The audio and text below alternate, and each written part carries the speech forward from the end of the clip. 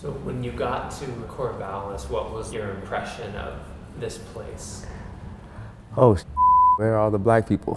I did not see anybody that looked like me. So I just landed in Portland Airport, drove all the way here, didn't see any black person on the road.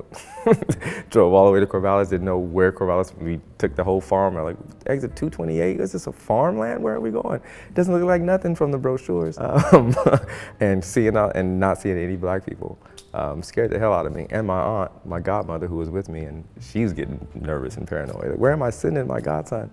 I was shook, but I was also inspired to create something there. And the first person of color that I saw was Jarvez Hall, who later became one of my fraternity brothers, and he actually worked for the MU and was one in the council, the student council, and he spoke to all the freshmen, incoming freshmen at the orientation. And I see this African-American man on the podium talking and addressing to all these students. And that's when I realized that was my first impression of Corvallis, was seeing somebody that is outnumbered but is in a position of creating and sharing the stories and being a leader instead of being an example. And that kind of triggered my mindset on my first experience in Corvallis.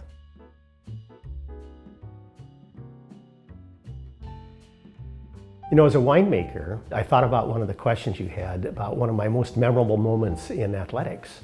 And as a winemaker, I can tell you it had nothing to do with the University of Oregon. It had to do with Oregon State. Because Coach Riley, after they won the game in 2008 against USC, Coach Riley came up to the winery and asked us to prepare a custom special label to celebrate the win. But that was, I think, the third time that USC, which was ranked 1 or among the top 3 in the nation, was defeated in Corvallis by the Oregon State Beavers. Now, the reason why I remember that date is because that was a great vintage year.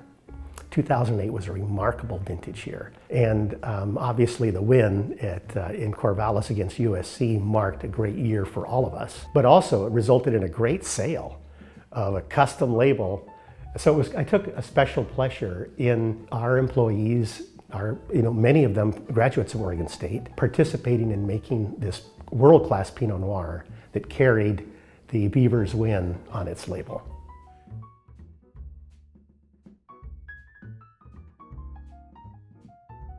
So tell me why it is that you decided to come to Oregon State.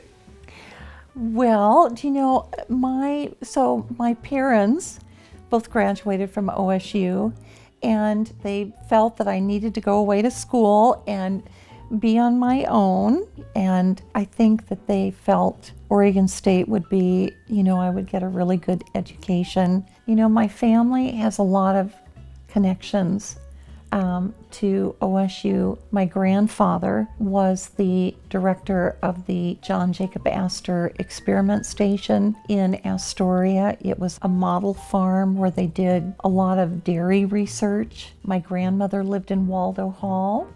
She led a little demonstration there protesting the fact that women weren't necessarily allowed to go watch football games because people felt it was just too violent.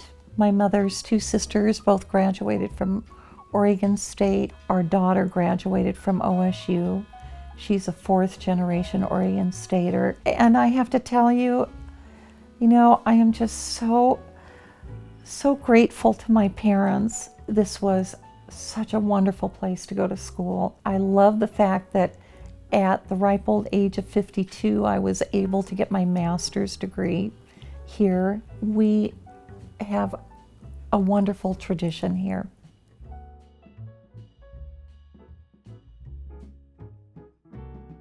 This is going to sound kind of strange and funny, but one of my most memorable things from college that I still use today comes from a seminar that we had when I was a senior, where we had an insurance fellow come in and talk to us. And he said, one of the things he told us was, don't insure anything that you can afford to lose.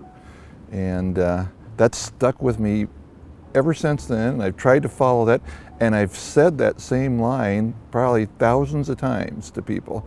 So am I going to buy this insurance on this DVR that I just bought? No, I can afford to lose that. No, I'm not going to buy insurance on that. And you were telling me about advice that you would give students or young people, and can you tell me that story?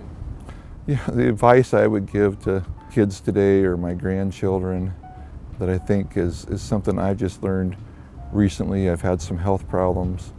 I've discovered that if you really want to do it and you are going to be upset with yourself in your life if you don't get it done sometime, don't wait. Do it as soon as you can, because these things, health problems or other issues, can occur at a heartbeat. They can just happen and prevent you from ever doing it.